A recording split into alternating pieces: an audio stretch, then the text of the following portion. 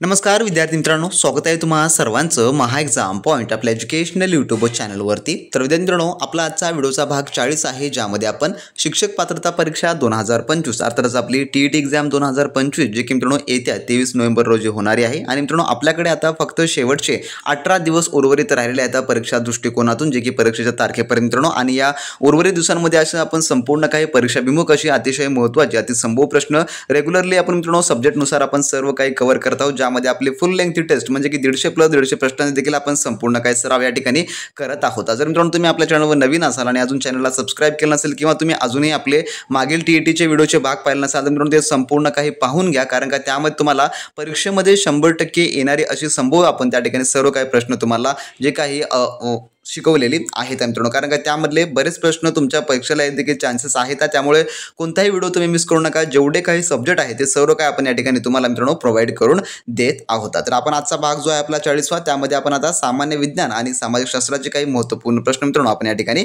पाहणार आहोत। तर मित्रांनो सुरू करू आपला आजचा व्हिडिओ। तर यामधला आपला प्रश्न क्रमांक पहिला असा आहे मित्रांनो, जो की काय म्हणतो, आपल्या डोळ्यात प्रवेश करणाऱ्या प्रकाशाचे प्रमाण कोण नियंत्रित करते? जे आता आपल्या डोळ्यामध्ये जे काही प्रकाश जातो, जो काही प्रकाश तो प्रकाश जे नियंत्रण आहे जे की कोण करते असं म्हटलेलं आहे।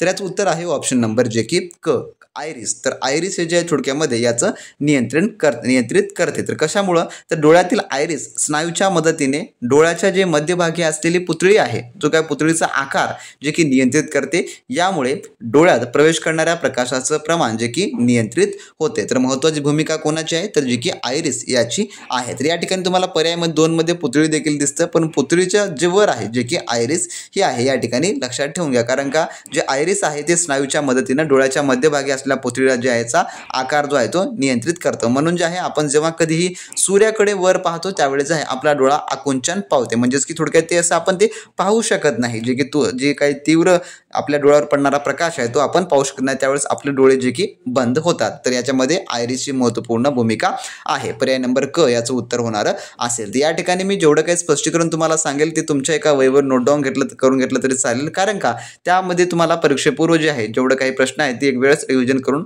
जाता येणारे असतील मित्रांनो।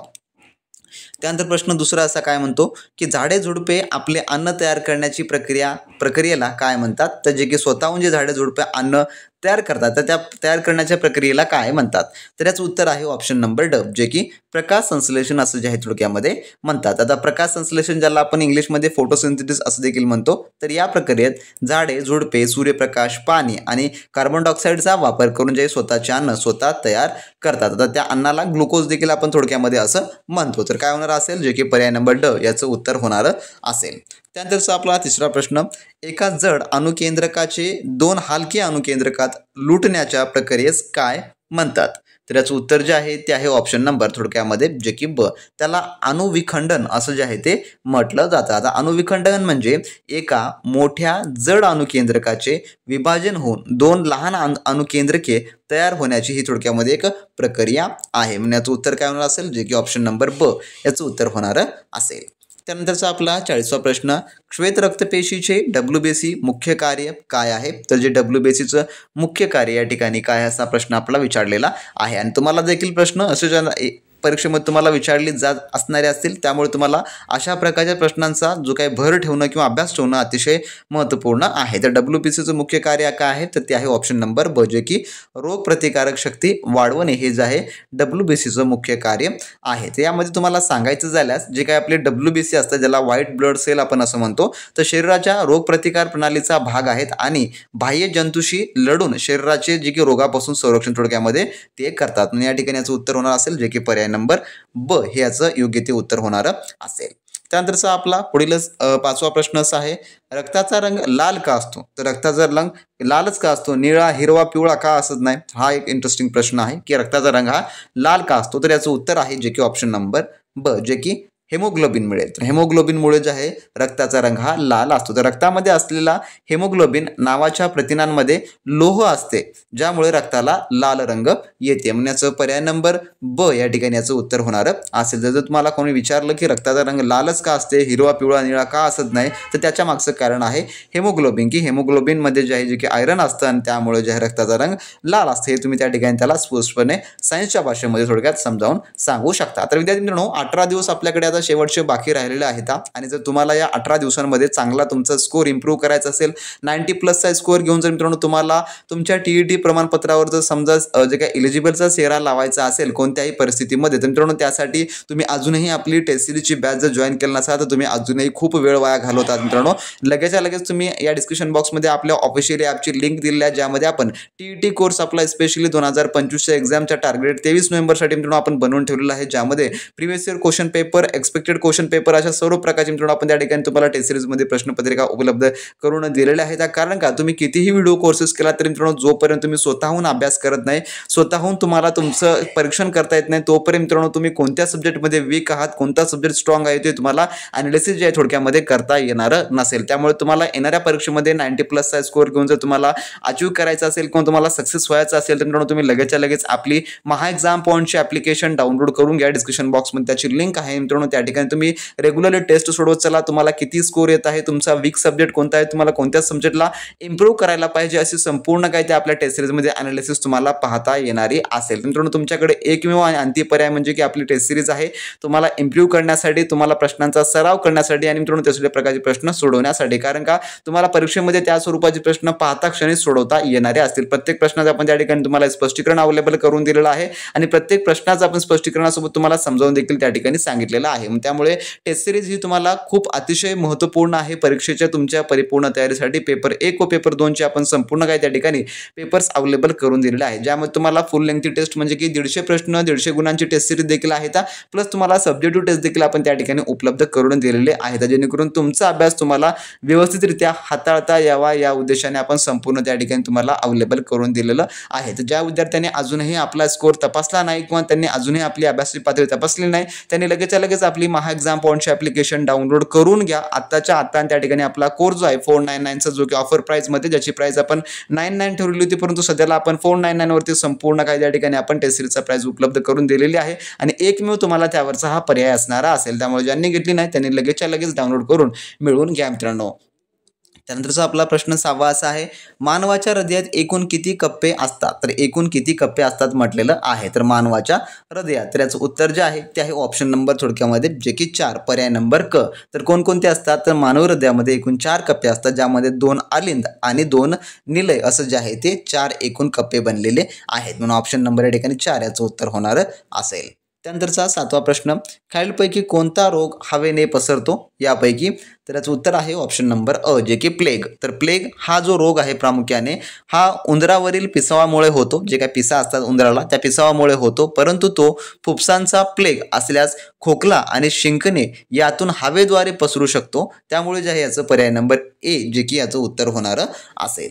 त्यानंतरचा प्रश्न आपला 8वा असा आहे पुढील गाईच्या दुधाचा रंग किंचित पिवळासर का असतो तर जे गाईचं दूध आहे त्याचं रंग तर याचं उत्तर आहे ऑप्शन नंबर क जे की कॅरोटीन। तर कॅरोटीनमुळे याचं मुख्य कारण आहे कारण का गाईच्या दुधामध्ये कॅरोटीन नावाचा हा रंगद्रव्य असतो जे पिवळासर रंगासाठी जबाबदार असतो म्हणून याचं पर्याय नंबर क याचं उत्तर होणार असेल।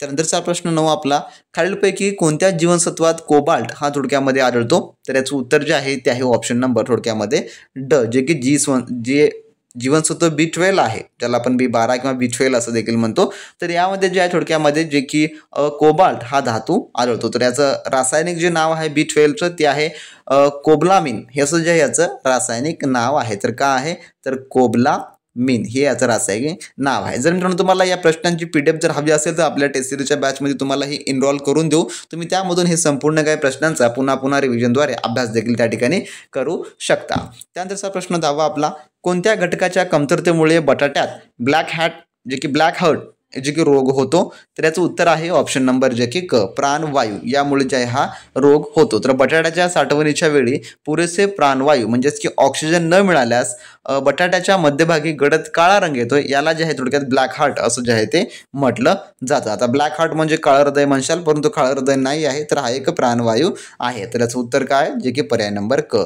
त्यानंतरचा प्रश्न 11वा आपला खालीलपैकी कोण भूजल म्हणजे भूभागातील जे की पाणी प्रदूषित करते तर कोण करतं तर याचं उत्तर आहे ऑप्शन नंबर ड जे की ऑर्सोनिक हे जे आहे थोडक्यात करते। तर ऑर्सोनिक हा एक नैसर्गिकरित्या आढळणारा विषारी घटक आहे जो अनेक ठिकाणी भूजलामध्ये मिसळून ते प्रदूषित जे आहे थोडक्यामध्ये करतं तर काय तर पाणी प्रदूषित करतं। त्यानंतरचा प्रश्न 12वा आपला, सरडा ज्याला आपण गिरगिट असं देखील म्हणतो, तर रंग का बदलतो? तर सरडा जो आहे तो का रंग बदलतो? तर याचं उत्तर आहे ऑप्शन नंबर ब, जे की वर्णक कणामुळे जे आहे ते रंग बदलतो. तर सरड्याच्या त्वचेत वर्णक कण नावाच्या विशेष पेशी असतात ज्यामुळे तो रंग बदलू शकतो. हे रंग बदलणे अनेकदा तापमान, मूड किंवा चलवरणासाठी जे आहे ते असते. तर एखाद्या बरला मूड चेंज झाला किंवा वातावरण चेंज झालं, या संपूर्ण कारणास्तव जे आहे जे की सरडा हा जो आहे तो आपला रंग बदलतो. तर वर्णक कणकामुळे, म्हणून ऑप्शन नंबर ब याचं उत्तर होणार असेल. त्यानंतरचा प्रश्न 13वा, पादपवाढ हार्मोनियम जे काही जेब्रिलिन कोणापासून मिळवला जातो? तर पादपवाढ हार्मोन, तर याचं उत्तर जे आहे ते आहे ऑप्शन नंबर जे की अ, जे की कवक ज्याला आपण फंगस असं म्हणतो. तर कवक जो हार्मोन आहे हा जेब्रिलिन हा जो आहे कवकापासून मिळतो. तर जेब्रिलिन या पादपवाढ हार्मोनियम जे काय हार्मोनची सर्वप्रथम निर्मिती जे काय जिब्रेला फुजुकुराई नावाच्या कवकापासून जी आहे ती झालेली आहे. तर हे थोडक्यात फंगस पासून झालेलं आहे सांगायचं झालं, म्हणून ऑप्शन नंबर अ याचं उत्तर जे आहे होणार असेल. त्यानंतर 14वा प्रश्न, इन्सुलिन काय आहे? तर इन्सुलिन काय आहे? तर याचं उत्तर आहे ऑप्शन नंबर ब, जे की एक इन्सुलिन जे आहे हे हार्मोन आहे. हे एक लक्षात ठेवून घ्या. इन्सुलिन हे स्वादिपिंडातील स्रवणारे एक हार्मोन आहे जे रक्तातील साखर नियंत्रित करते, म्हणून पर्याय नंबर ब याचं उत्तर होणार असेल. त्यानंतरचा 15वा प्रश्न, खालीलपैकी कोणती ग्रंथी ही लैंगिक हार्मोन स्रवते, जे हार्मोन स्रवते? तर याचं उत्तर आहे ऑप्शन नंबर जे की ब, जे की अधिवृक्क ग्रंथी हे जे आहे हार्मोन स्रवते. तर अधिवृक्क ग्रंथी ही जे काही कार्टिकोस्टेरॉइड्स आणि काही प्रमाणात लैंगिक हार्मोन्स स्रवते. इतर ग्रंथी देखील हार्मोन्स स्रवतात, परंतु अधिवृक्क ग्रंथी हार्मोन्सचे जे की स्रवणाऱ्याशी संबंधित आहे, म्हणून ऑप्शन नंबर ब या ठिकाणी याचं उत्तर होणार असेल.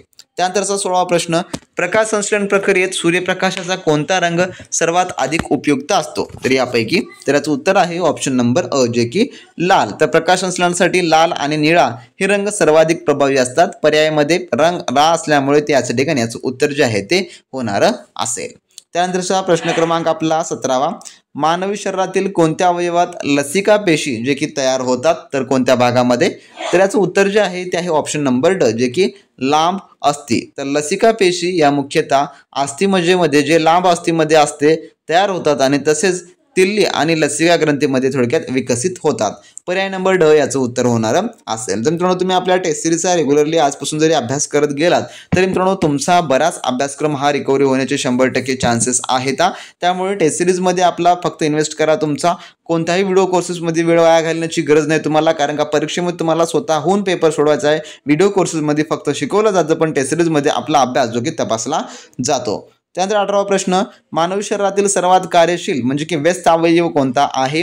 तर याचं उत्तर आहे ऑप्शन नंबर थोडक्यामध्ये जे की ब, हृदय हा जो आहे सर्वात बिझी आपला अवयव आहे. तर हा शरीरातील सर्वात व्यस्त आणि कार्यशील अवयव आहे जो जन्मापासून मृत्यूपर्यंत न थांबता रक्तपंप करण्याचे कार्य करतो, म्हणून पर्याय नंबर ब. त्यानंतरचा प्रश्न 19वा, खालीलपैकी कोणत्या पदार्थात प्रथिनांचे प्रमाण जास्त असतं? तर याचं उत्तर आहे ऑप्शन नंबर जे की थोडक्यामध्ये क, सोयाबीन व शेंगदाणे यामध्ये जे आहे. तर सोयाबीन व शेंगदाणे हे प्रथिनांचे उत्कृष्ट व स्वस्त स्रोत आहेत, ऑप्शन नंबर क. त्यानंतरचा प्रश्न 20वा, मानवी शरीरातील सर्वात मोठी हाड कोणती आहे? तर सर्वात मोठं हाड कोणतं आहे? तर याचं उत्तर जे आहे ते आहे ऑप्शन नंबर जे की या ठिकाणी सांगायला गेलं तर जे की फेमरचं हाड ज्याला आपण जांघेचं किंवा मांडीचं हाड म्हणतो, तर हे जे आहे थोडक्यामध्ये सर्वात मोठे आहे. पर्याय नंबर अ याचं जे आहे ते उत्तर होणार असेल. त्यानंतरचा प्रश्न आपला 21वा प्रश्न, लाळेत कोणता एन्झाईम आढळतो? तर या ठिकाणी तर याचं उत्तर आहे ऑप्शन नंबर जे की ब, टायलिन. तर टायलिन हा जो आहे लाळेमध्ये आढळणारा एन्झाईम आहे जो की स्टार्चचं पचन सुरू करते. पर्याय नंबर ब याचं उत्तर होणार असेल.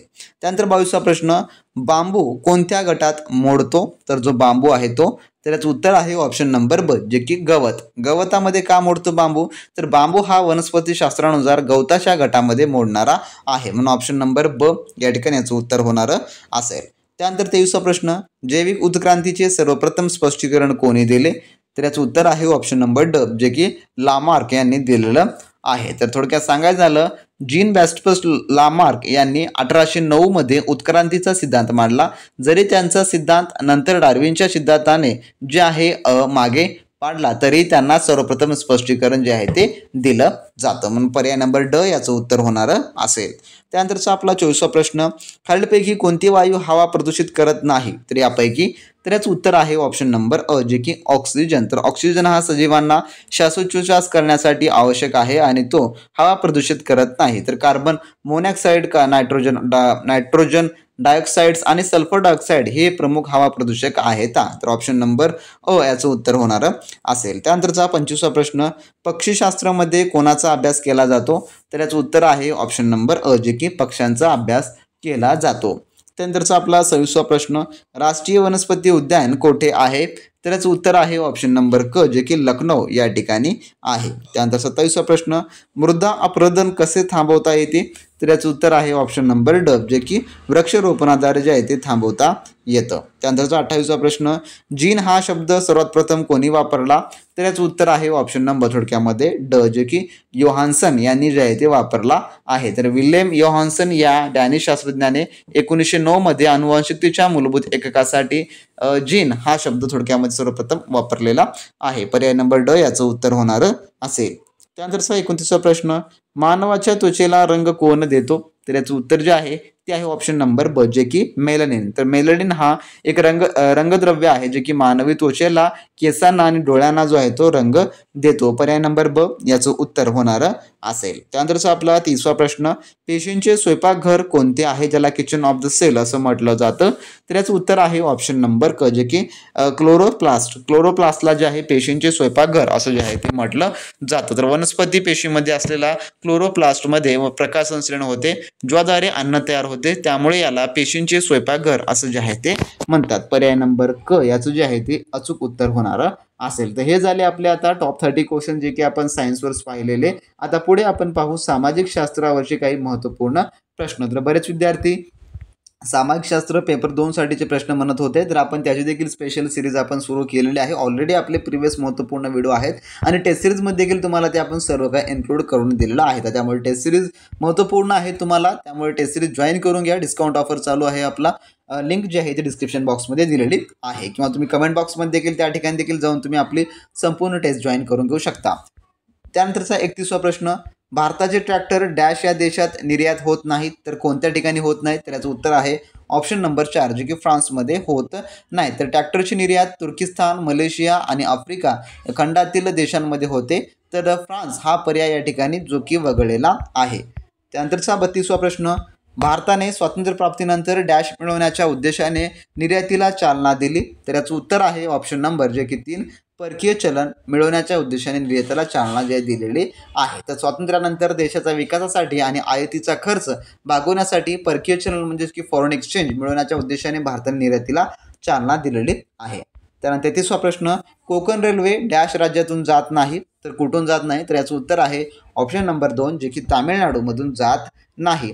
त्यानंतरचा आपला पुढील 34वा प्रश्न, पुढे संस्था आणि उद्देश यांच्या जोड्या दिल्या आहेत, दिलेल्या जोड्यांपैकी चुकीची जोडी ओळखा. तर या ठिकाणी काही संस्था आहेत आणि त्यांच्या जोड्या आहेत, आपल्याला त्या ठिकाणी योग्य त्या पद्धतीनं सांगावयाचं आहे. तर या ठिकाणी पाहता पहिली जोडी जी आहे जे की भारतीय औद्योगिक वित्त महामंडळ औद्योगिक प्रकल्पांना दीर्घ मुदतीचे कर्ज उपलब्ध करून देणे या संस्थेचं काम आहे, कारण का संस्था आणि त्यांच्या कामाचे आपल्याला जोड्या लावायच्या आहेत, जे की बरोबर आहे. तर औद्योगिक विकास महामंडळ काय करतं, तर औद्योगिक क्षेत्राचा विकास करणे याची ही संपूर्ण कार्य आहे, तेही बरोबर आहे. वस्त्र उद्योग समिती विनाकारणाचे कल्याण करणे, तर ह्या ठिकाणी ही चुकीची जोडी आहे, म्हणजेच काय पर्याय नंबर 3 हे याचं उत्तर होणार असेल. आता वस्त्र उद्योग समितीचे जे मुख्य कार्य आहे ते आहे वस्त्र उद्योगातील गुणवत्ता नियंत्रण आणि उत्पादनांचे मानकनीकरण करणे हे आहे, ज्यामुळे विनाकारणाचं कल्याण करणे हे नाही, त्यामुळे ही जोडी थोडक्यात कशी आहे तर चुकीची आहे. त्यानंतरचा 35वा प्रश्न, या ठिकाणी देखील संस्था आणि संस्थांचे कार्य आहे, त्या ठिकाणी आपल्याला चुकीचाच पर्याय निवडायचा आहे. तर याचं जे उत्तर आहे ते आहे ऑप्शन नंबर 2, जे की सनराईज उद्योग क्षेत्र, जे की भारतीय वाहन उद्योग ही या ठिकाणी चुकीची जोडी आहे. तर आता सनराईज उद्योग क्षेत्र जे आहे हा कोणत्याही एका उद्योगाचे नाव नसून भविष्यात वेगाने वाढण्याची आणि नफा मिळवण्याची प्रचंड क्षमता असलेला नवीन उद्योगांना जे आहे दिलेला एक सामान्य शब्द आहे, म्हणून पर्याय नंबर 2 याचं जे आहे ते उत्तर होणार असेल. त्यानंतर आपला 36वा प्रश्न, डॉक्टर एन गोपीनाथ यांच्या नेतृत्वाखाली भारतात डॅश या शहरात पहिली ओपन हार्ट शस्त्रक्रिया यशस्वी झाली, तर कोण्या? तर याचं उत्तर आहे ऑप्शन नंबर 1, चेन्नई या शहरामध्ये. त्यानंतरचा आपला 37वा प्रश्न, जयपूर फूडचे जनक म्हणून डॅश यांना ओळखले जाते, तर याचं उत्तर आहे डॉक्टर प्रमोद सेठी हे जे आहेत यांना ओळखलं जातं जयपूर फूडचे जनक म्हणून. त्यानंतरचा आपला पुढील प्रश्न 38वा, प्राचीन व मध्ययुगीन काळात डॅश ही माणसाची एक महत्त्वाची ओळख होती, तर याचं उत्तर आहे ऑप्शन नंबर 2 जे की भाषा. प्राचीन व मध्ययुगीन काळामध्ये भाषा एक अत्यंत महत्त्वाचा घटक होता. त्यानंतरचा प्रश्न आपला 39वा, आपल्या पारंपरिक विचारसरणीत डॉक्टर बाबासाहेब आंबेडकर यांनी डॅश माध्यमातून बदल घडवून आणला, तर याचं उत्तर आहे ऑप्शन नंबर 4 जे की संविधानाच्या माध्यमातून जे डॉक्टर बाबासाहेब आंबेडकर यांनी जे आहे ते बदल घडवून आणलेला आहे. त्यानंतर 40वा प्रश्न, नागरिकांना भारताच्या कोणत्याही राज्यात स्थायी होण्याचा अधिकार असला तरी 370व्या कलमान्वये डॅश हे राज्य त्याला अपवाद केले होते, तर याचं उत्तर आहे ऑप्शन नंबर 3 जे की जम्मू आणि काश्मीर हे जे आहे थोडक्यामध्ये अपवाद होतं. त्यानंतरचा आपला 41वा प्रश्न, भारताचे सर्वात दक्षिणेकडील टोक डॅश या नावाने ओळखलं जातं, तर कोण्या नावाने ओळखलं जातं, तर याचं उत्तर आहे ऑप्शन नंबर 3 जे की इंदिरा पॉईंट या नावानं ओळखलं जातं. तर दक्षिणेकडील टोक कुठे आहे, तर ग्रेट निकोबार बेटावर इंदिरा पॉईंट हे जे आहे थोडक्यात आहे. त्यानंतरचा प्रश्न आपला 42वा, दक्षिण अमेरिका खंडातील हे 2 देश ब्राझीलच्या सीमेलगत नाहीत, तर कोणते 2 देश नाहीत, तर याचं उत्तर जे आहे ते आहे ऑप्शन नंबर थोडक्यामध्ये जे की पर्याय नंबर 1 जे की चिली इक्वेडोर हे जे आहे थोडक्यामध्ये नाहीत. तर काय कारण आहे याचं, तर चिली इक्वेडोरचं, तर याचं जे उत्तर 1 आहे, परंतु याच्यामध्ये कारण असं आहे की दक्षिण अमेरिका जे काही 2 देश आहेत तर वगळता इतर सर्व देश जे आहे जे की सीमा ब्राझील देशाच्या लगत आहेत.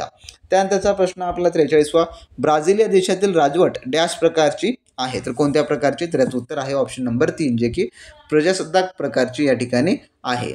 त्यानंतरचा आपला 44वा, ब्राझीलचा सर्वाधिक भूभाग डॅश हा आहे, तर कसा आहे, तर याचं उत्तर आहे ऑप्शन नंबर 1 जे की उच्चभूमीचा या ठिकाणचा प्रदेश आहे. त्यानंतरचा आपला 45वा प्रश्न, भारताप्रमाणे ब्राझीलमध्ये सुद्धा डॅश आढळते, तर काय आढळतात, तर याचं उत्तर जे आहे ते आहे ऑप्शन नंबर 2 जे की प्राचीन उंच पठार जे की आढळतात.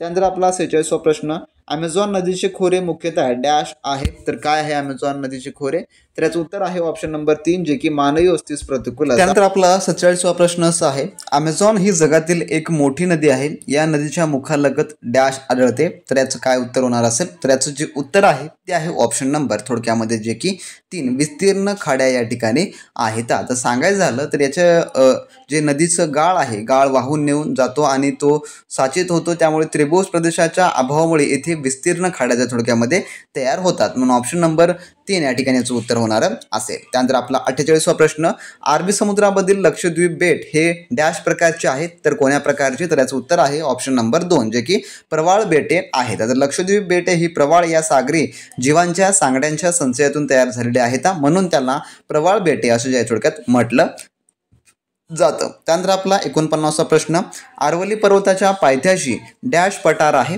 तर कोणता पठार आहे, तर याचं उत्तर आहे ऑप्शन नंबर 2 जे की मेवाड पठार आहे. तर अरवली पर्वताच्या पूर्वेकडील पायथ्याशी मेवाडचे पठार वसलेलं आहे, तर माळवा पठार हे अरवली आणि विंध्य पर्वताच्या मधोमध आहे, तर ऑप्शन नंबर 2 याचं उत्तर होणार असेल. त्यानंतरचा आपला 50वा प्रश्न, भारताच्या दक्षिणेकडून उत्तरेकडे जाताना खालील पठारे क्रमावर असतात, तर कोणकोणती पठारे क्रमावर असतात, तर याचं उत्तर जे आहे ते आहे ऑप्शन नंबर 1 जे की कर्नाटक, महाराष्ट्र आणि बुंदेलखंड हे जे आहे थोडक्यात क्रमावर आहे. तर कर्नाटक पठार सर्वात दक्षिणेकडील आहे, तर महाराष्ट्र पठार दख्खनच्या पठाराचा उत्तर भाग कर्नाटकच्या उत्तरेला आहे, तर बुंदेलखंड पठार हा जो आहे उत्तर प्रदेश आणि मध्य प्रदेशाच्या सीमेवर महाराष्ट्राच्या उत्तरेला किंवा ईशान्येला हा क्रम थोडक्यात दक्षिणेकडून उत्तरेकडे जाताना आढळतो, पर्याय नंबर 1 याचं उत्तर होणार असेल. त्यानंतरचा आपला 51वा प्रश्न, ब्राझीलच्या या नद्या उत्तरवाहिनी आहेत, तर याचं उत्तर आहे ऑप्शन नंबर जे की या ठिकाणी पाहिलं तर एक आहे ऑप्शन नंबर 1 जे की झुरुका, झिंगू, अर्गुआ ह्या ज्या थोडक्यामध्ये आहेत. तर झुरुका, झिंगू आणि अर्गुआ या नद्या ब्राझीलच्या उच्चभूमीतून उगम पावतात आणि उत्तरेकडे वाहत जाऊन ॲमेझॉन या नदीला मिळतात, त्यामुळे याचं उत्तर जे आहे ते आहे ऑप्शन नंबर 1 याचं उत्तर होणार असेल. त्यानंतरचा प्रश्न 52वा, ब्राझीलमधील वन प्रकार कोणत्या प्रकारचा आहे, तर याचं उत्तर आहे ते आहे ऑप्शन नंबर थोडक्यामध्ये जे की 2 सदाहरित वने या प्रकारचा आहे. त्यानंतरचा आपला 53वा प्रश्न, तर भारताच्या संदर्भात कोणती वने जे की भारतामध्ये आढळतात, तर या प्रकारचा प्रश्न या ठिकाणी आहे. म्हणजे की खारफुटी वने, काटेरूपी आणि विषुवती यापैकी कोणत्या प्रकारची जे आहे त्यामध्ये आढळतात. तर याचं जे उत्तर आहे थोडक्यामध्ये जे की ऑप्शन नंबर या ठिकाणी सोडायला गेलं तर या ठिकाणी जे की 2 याचं जे आहे ते उत्तर होणारं असेल. त्यानंतरचा आपला पुढील 54वा प्रश्न असा आहे, ब्राझीलमध्ये वन्यप्राणी कोणते आहेत? तर ब्राझीलमध्ये मुख्यतः वन्यप्राणी कोणते आहेत? तर याचं उत्तर जे आहे ते आहे ऑप्शन नंबर जे की पर्यायाचे 2 तामरीन हे जे आहे वन्यप्राणी त्या ठिकाणी आहेत.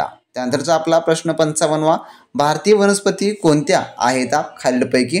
तर याचं उत्तर जे आहे ते आहे ऑप्शन नंबर जे की पर्यायाचं ज्याचं उत्तर आहे ते आहे ऑप्शन नंबर जे की या ठिकाणी देवदार या जे आहे वनस्पती आहे. तर मुख्यतः तुम्हाला सांगायचं झालं तर प्रश्नामध्ये थोडक्यात या ठिकाणी मिस्टेक झालेली आहे. तर या ठिकाणी कोणते नाहीत असं जे आहे म्हणायचं होय तर या ठिकाणी आहे. तरी पण तुम्हाला सांगतो मी एक्सप्लेनेशन म्हणून. तर या ठिकाणी भारतामध्ये देवदार वनस्पती आहे, अंजन आहे जे की अंजन म्हणजे हे पानझाडी वन आहे, देवदार हिमालय आणि वड म्हणजे की हे पानझाडी वन आहे. तरी ऑर्किड हे जे थोडक्यामध्ये नाही. त्यामुळे तसं विचारलं तर या ठिकाणी हे असे पर्यायी उत्तर होणार असेल आणि जर असं विचारलं जे नाही म्हटलं तर ते आहे ऑर्किड या ठिकाणी होणारं नसेल. म्हणजेच की पर्याय नंबर 3चं याचं उत्तर होणारं असेल. त्यानंतरचा आपला पुढील 56वा प्रश्न असा आहे, पुढीलपैकी कोणती समस्या आंतरराष्ट्रीय स्वरूपाची आहे? तर यापैकी तर याचं उत्तर जे आहे ते आहे ऑप्शन नंबर थोडक्यामध्ये जे की 3 निर्वसाहतीचे प्रश्न हे जे आहे आंतरराष्ट्रीय स्वरूपाची आहे. कारण का निर्वासितीचे प्रश्न हे युद्ध, छळ किंवा नैसर्गिक आपत्तीमुळे लोक एका देशातून दुसऱ्या देशात स्थलांतरित होतात असल्याने निर्माण होतात. यामध्ये अनेक देशांचा आणि आंतरराष्ट्रीय कायद्यांचा समावेश असतो, म्हणून ही समस्या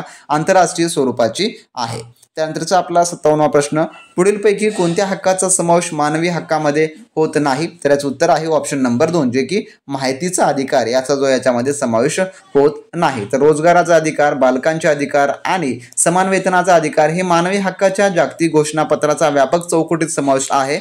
तर माहितीचा अधिकार हा लोकशाही सुशासनासाठी एक कायदेशीर वैधानिक हक्क आहे, परंतु तो मूलभूत मानवी हक्काच्या प्राथमिक यादीत इतरांप्रमाणे जो की गणला जात नाही. हे त्याचं थोडक्यात स्पष्टीकरण होणार असेल. त्यानंतरचा पुढीलपैकी कोणता दिन हा आंतरराष्ट्रीय स्तरावर साजरा केला जातो?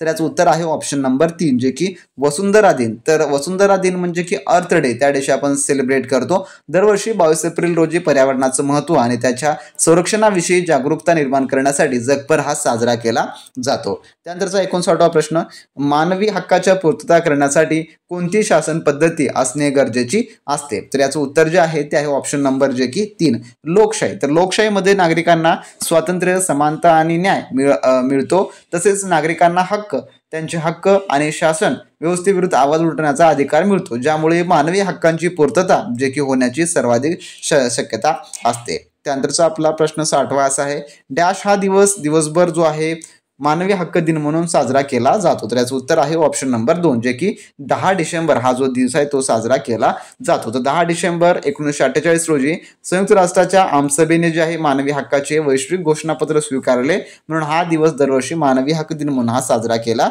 जातो. त्यानंतर 61वा प्रश्न, 1997 मध्ये डॅश येथे भरलेल्या संयुक्त राष्ट्राच्या परिषदेत विकसित देशांना हवामान बदल रोखण्यासाठी मापदंड आखून दिले गेले? तर याचं उत्तर आहे ऑप्शन नंबर 4 जे की क्योटो हे ते जे आहे भरलेल्या संयुक्त राष्ट्राच्या परिषदेने जे आहे ते दिलेलं आहे. तर 1997 मध्ये जापानमधील क्योटो येथे हवामान बदल परिषद जे काय त्याला आपण COP3 असं देखील म्हणतो, तर या परिषदेत विकसित देशांसाठी हरितगृह वायूचे उत्सर्जन कमी करण्याचा बंधनकारक लक्ष्य असलेला क्योटो करार जो आहे स्वीकारण्यात आलेला आहे. त्यानंतरचा आपला 62वा प्रश्न, संयुक्त राष्ट्रांनी 20 नोव्हेंबर 1959 रोजी डॅश हा जाहीरनामा प्रस्तुत केला? तर याचं उत्तर आहे ऑप्शन नंबर 1 जे की बालकांच्या हक्काचा जाहीरनामा प्रसिद्ध केला. त्यानंतर 63वा प्रश्न, पर्यावरणाचा अभ्यास करणाऱ्या कार्यकर्त्यांनी 22 एप्रिल 1970 रोजी पहिला डॅश दिवस साजरा केला? तर याचं उत्तर आहे ऑप्शन नंबर जे की 3 वसुंधरा हा दिवस जो आहे तो साजरा केलेला आहे. त्यानंतरचा 64वा प्रश्न, नोव्हेंबर 2015 मध्ये संयुक्त राष्ट्रांनी पॅरिस येथे डॅश या विषयावर परिषद भरवली होती?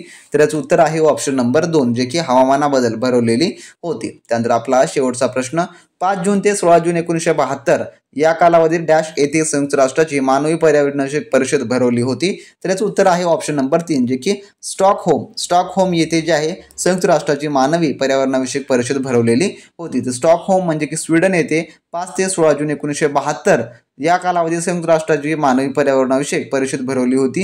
ही पहिली मोठी जागतिक पर्यावरणीय परिषद होती. पर्याय नंबर 3 याचं जे आहे ते अचूक उत्तर होणार असेल. तर असे मित्रांनो आपण आजच्या सेशनमध्ये सामान्य विज्ञान आणि जे मित्रांनो सामाजिक शास्त्र यावर विषयावर आपण प्रश्न पाहिलेले आहेत. जर तुम्हाला या प्रश्नांची PDF हवं असेल तर ज्या विद्यार्थ्यांनी आपली टेस्ट सिरीजची बॅच एनरोल केली आहे त्यांनाही आपल्या ॲपमध्येच मिळून जाणारी असेल. आणि ज्यांनी कोणी हे अजून तयारीला लागले नसतील कारण का वेळ कमी आहे, अभ्यास होईल का नाही असा विचार करत असतील तर त्यांनी तर अजिबात वेळ घालवू नका. लगेचच्या लगेच आपली ॲप डाउनलोड करून घेऊन त्यामधला कोर्स एनरोल करून घ्या आणि चांगले आणि उत्तम तयारीला मित्रांनो तुम्ही लागायला मात्र विसरू नका. तर भेटू आपण नेक्स्ट व्हिडिओमध्ये नवीन प्रश्नांसोबत, नवीन माहिती, नवीन अपडेट सोबत. तोपर्यंत मित्रांनो बी प्रॅक्टिस क्रॅक एक्झाम.